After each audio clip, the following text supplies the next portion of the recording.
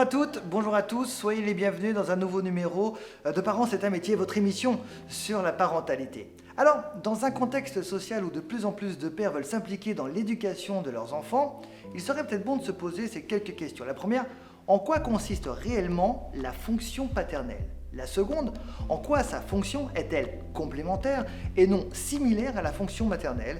Et puis enfin, quelle est la mission réelle du papa ? Eh bien pour y répondre, rejoignons de ce pas notre psychologue Véronique Montet, notre père ce héros.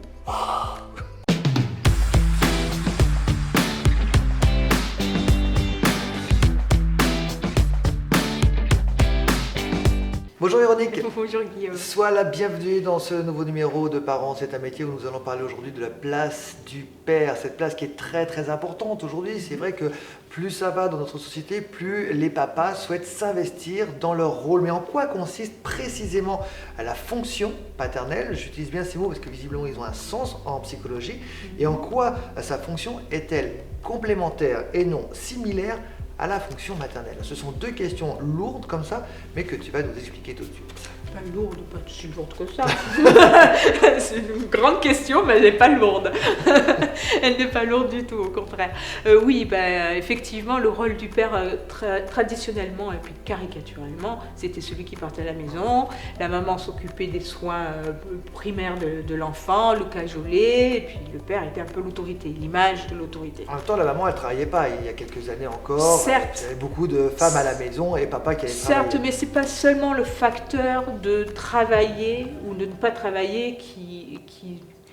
Ça faisait partie de l'époque. Ça faisait partie de l'époque et Voilà. d'une culture propre à une époque, Voilà. qui n'est pas si lointaine que ça, Non. effectivement. Là, aujourd'hui, ça se partage. Ça se partage et on se rend compte que finalement, l'attachement que peut avoir une mère avec son enfant, qui est certes toujours un peu privilégié, surtout les premiers temps, puisqu'il y a la fameuse maternité Effectivement. que vous ne vivrez jamais en tant qu'homme. Et ça, c'est sûr. Ça, c'est une frustration certitude. peut-être, je ne sais pas, mais en tout cas... Frustration, non, je pense qu'on est habitué là. Hein. Voilà, c'est comme ça, la nature est ainsi faite. Donc c'est sûr qu'il y a un rapport particulier que vous n'aurez jamais, mais vous avez quand même un rapport physique avec lui, par le jeu, par le toucher, par la parole. Souvent, de plus en plus, les papas, lorsqu'ils sont à la fait. maternité, ils ont le pot à pot assez rapidement, et notamment quand la Exactement. maman est passée par une césarienne. Et ce qui est très bien, parce que finalement, tu parlais du rôle du père. Au départ, on le mettait seulement comme séparateur de la mère de l'enfant. D'accord. Ce qui est toujours le cas dans ce qu'on est en train de dire. Mais ça ne se fait pas de façon aussi violente. C'est pas forcer les choses, c'est que ça se fait naturellement en vrai. En vrai, ça ne se fait naturellement. La mère ne va pas être toujours collée à l'enfant. Si le père est présent, bien sûr, il ne faut pas la laisser faire. Il faut bien avouer que c'est très confortable pour la maman. Mais à un moment donné, il faut se détacher. C'est l'amour et la frustration vont ensemble. Hein. Donc le papa est là et ça se fait naturellement qu'il y ait cet attachement qui se noue avec le papa par le jeu, par le pot à pot, comme tu disais, qui se fait très rapidement, même pendant la maternité. Évidemment. Quand elle accouche, le papa il a aussi Bon, le exactement. bébé. Donc ça c'est bien aussi.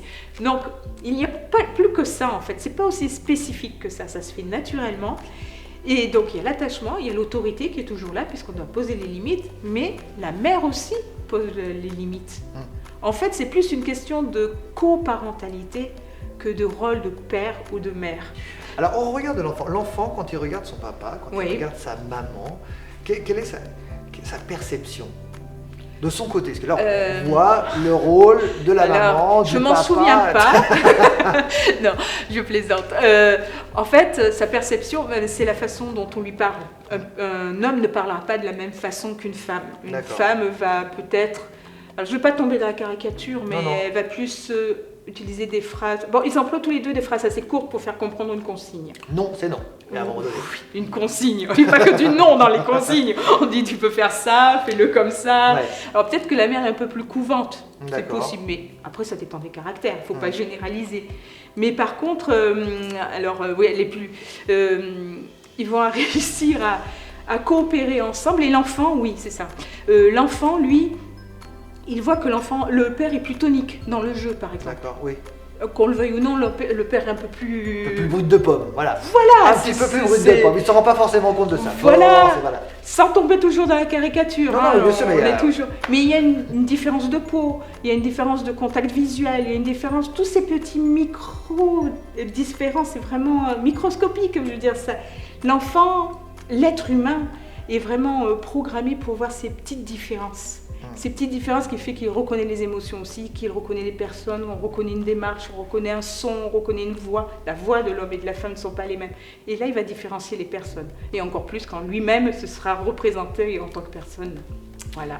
Merci de rien. Beaucoup. Donc, Véronique. coparentalité. La coparentalité, ce sera effectivement la fin de le mot pour résumer l'intégralité de cette émission, la place du père, très très importante. Merci à toi en tout cas d'avoir développé cela et on se retrouve très très vite pour un nouveau Parents c'est un métier.